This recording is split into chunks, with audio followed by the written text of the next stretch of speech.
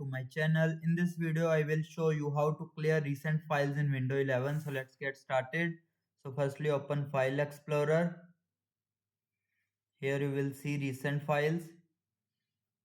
Scroll down.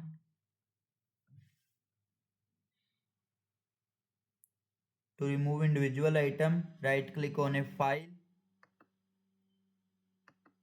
Then here you will see remove from list. Click on it. Right click a file. Remove from list.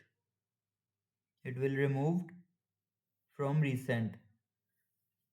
Number second, clear all recent at once. Press Windows plus R. Here you will type this percentage app data percentage Microsoft Windows recent. Then press enter. Here you will see all of your recent files. Control A, select all, then press delete to remove all. Number 3 is turn off recent files in Explorer. For this, you want to click on three dots.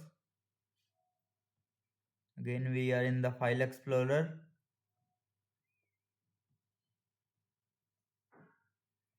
Then click on three dots.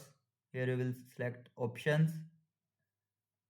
Under Journal tab, uncheck Show Recently Used Files and Show Frequently Used Files. Apply, then OK.